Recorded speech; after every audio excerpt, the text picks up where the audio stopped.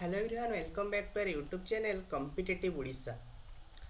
तुमर recently admit card मध्य पळै आसिला एवं तुम पाई एटा लास्ट सुजोग थिला।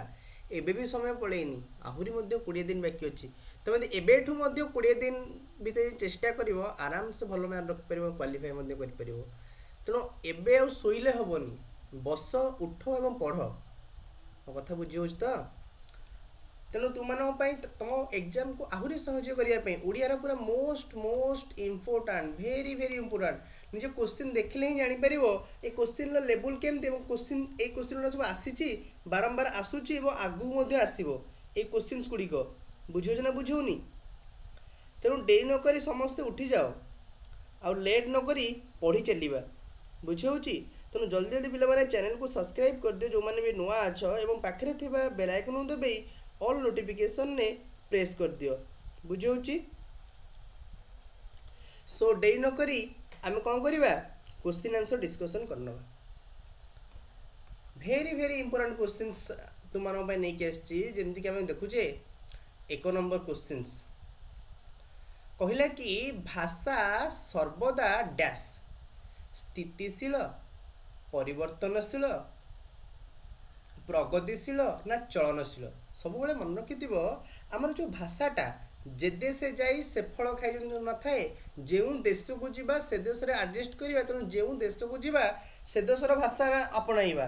तेणु भाषाटा सब बड़ परिवर्तनशील। तो ऑप्शन नंबर ख इज सठिक आंसर, भाषा सर्वदा परिवर्तनशील। 2 नंबर जीवा निम्नोक्त मध्य भाषार लक्षण केउंटा मते कहिलो। एमानक मध्यरु भाषार लक्षण केउंटा?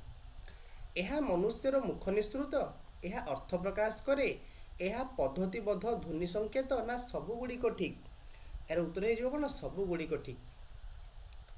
नेक्स्ट निम्नोक्त मध्यरु व्याकरणर विशेषत्व केउंटी?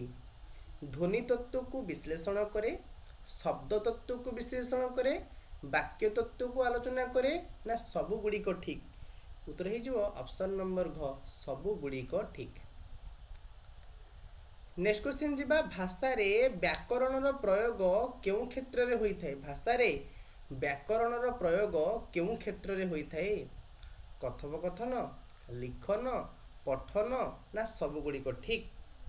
उत्तर हो कौन भाषार क्षेत्र में आम कथा मध्य कहबा, पठन पढ़िबा मध्य, लेखिया मध्य। तो ये उत्तर हो सबुगुड़िक ठीक। ऑप्शन नंबर घ इज सठिक आंसर। नेक्स्ट क्वेश्चन जीवा ओडिया भाषा केउ स्तरर अंतर्भुक्त? प्राचीन भारतीय आर्य, मध्य भारतीय आर्य, नव्य बा नुआ भारतीय आर्य ना केउनसी नुई ना हमर जो ओडिया भाषाटा एबे नव्य भारतीय आर्य स्तरर अंतर्भुक्त। ऑप्शन नंबर ग इज सठिक आंसर। 6 नंबर जीवा अपरिवर्तित शब्दर अन्य नाम लेख। अपरिवर्तित शब्दर अन्य नाम तद्भव, तत्सम, अर्ध तत्सम ना केउनसी नुहे। उत्तर हो ऑप्शन नंबर ख अपरिवर्तित शब्दर अन्य नाम होची तत्सम। नेक्स्ट जीवा निम्नोक्त मध्यरु केउंटी तत्सम शब्द? एमानक मध्यरु तत्सम शब्द केउंटा? नगर, नर, नग्र ना केउंटी नुहे। उत्तर हो ऑप्शन नंबर क नगर हो करेक्ट आंसर। नगरटा गोटे तत्सम शब्द।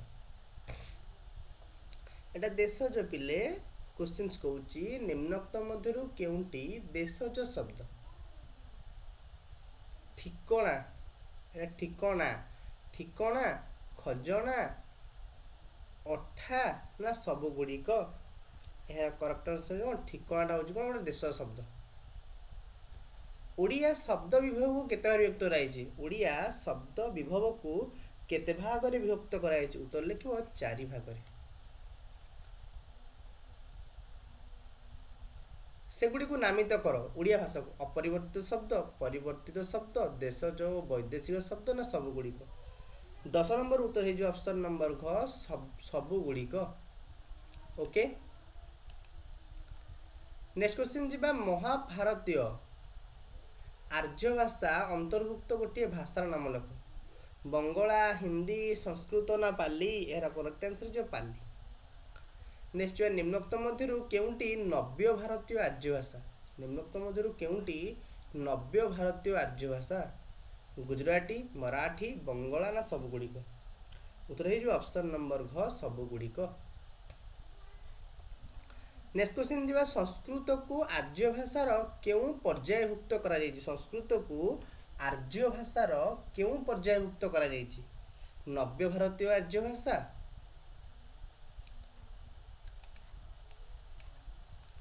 नव्य भारतीय आर्य भाषा मध्य भारतीय आर्य भाषा प्राचीन भारतीय आर्य भाषा ना कोनोसिटी नुहे यार करेक्ट आंसर है जो प्राचीन भारतीय आर्य भाषा ऑप्शन नंबर ग इज सटीक आंसर।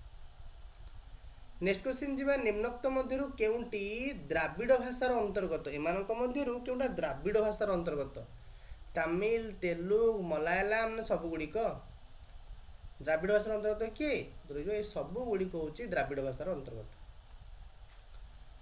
नेक्स्ट क्वेश्चन जी निम्नोक्त मध्यरु केउंटी ऑस्ट्रिक भाषार अंतर्गत निम्नोक्त मध्यरु केउंटी ऑस्ट्रिक भाषार अंतर्गत सांताल मुंडा सौरा ना सब गुड़िक उत्तर हो सब गुड़िक। नेक्स्ट क्वेश्चन को होची संस्कृत शब्द अलक्तक रु केउ ओडिया शब्द आसीची अलंदु अलिया अलता ना सब गुड़िक भूल उत्तर हो अलता। नेक्स्ट बा ओडिया शब्द माटी केउ संस्कृत शब्द रु आसीची प्रकृति मृणाल मृग ना मृत्तिका उत्तर हो मृत्तिका रु आसीची। निम्नोक्त मध्यरु केउंटी संस्कृतिर निकटतम भाषा 18 नंबर क्वेश्चन कहूची निम्नोक्त मध्यरु केउंटी संस्कृतिर निकटतम भाषा ओडिया प्राकृत अपभ्रंश ना केउंटी नुहे उत्तर हो केउंटी नुहे। नेक्स्ट क्वेश्चन जी पिला शब्दटी केउं भाषारु आम भाषाकु आसीची पिला शब्दटी तमिल भाषारु आम भाषाकु आसीची। नेक्स्ट जी निम्नलिखित मध्यरु केउंटी एक वैदेशिक शब्द रूपे आम भाषा व्यवहृत होइछि निम्नोक्त मध्यरु केउंटी एक वैदेशिक शब्द रूपे आम भाषा व्यवहृत होइछि चषमा काठ गहिर नगर उत्तर हो ऑप्शन नंबर क चषमा।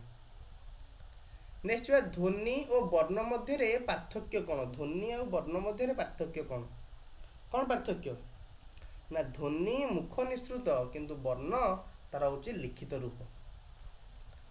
नेक्स्ट ओडिया भाषा रे व्यवहृत वर्णमाला को केते भाग रे विभक्त कराई ओडिया भाषा रे व्यवहृत वर्णमाला को दुई भाग रे विभक्त कराई से गुड़िया कौन कौन वर्णमाला वर्ग्य और अवर्ग्य ध्वनि और लिपि स्वरवर्ण और व्यंजन वर्ण ना कौन नुहे उत्तर हो स्वरवर्ण और व्यंजन वर्ण। ओके नेक्स्ट क्वेश्चन जीवा कहला कि व्यंजन वर्ण दुईटी भाग रे विभक्त से गुड़िया कौन कौन व्यंजन वर्ण में दुईटा भाग विभक्त गोटे हूँ वर्ग्य व्यंजन आ गोटे हूँ अवर्ग्य व्यंजन ऑप्शन नंबर ग इज सटीक आंसर्स। नेक्स्ट क्वेश्चन जी वर्गीय व्यंजन को केतोटी वर्ग रे विभक्त कराई वर्गीय व्यंजन को ना वर्गीय व्यंजन को पांचटी विभक्त कराई। नेक्स्ट ओडिया रे स्वरवर्ण केतोटी और केउंठारु केते पर्यंत ओडिया रे स्वरवर्ण केतोटी और केउंठारु केते पर्यंत उत्तर लिखिबो ओडिया रे स्वरवर्ण होची 11टी जोटा कि क ठारु ट पर्यंत। नेक्स्ट वर्गीय व्यंजन केतोटी वर्गीय व्यंजन वर्गीय व्यंजन केतोटी वर्गीय वर्ण 25टी वर्गीय वर्ण अवर्गीय व्यंजन रे केतोटी वर्ण ओडिया भाषा रे व्यवहृत उत्तर होची 14टी। ओडिया रे सर्वमोट वर्ष संख्या केते उत्तर लिखियो 50टी।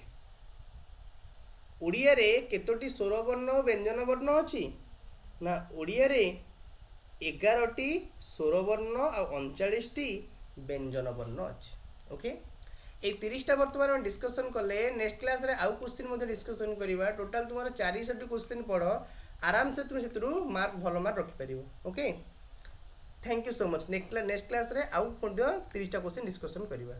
Thank you so much.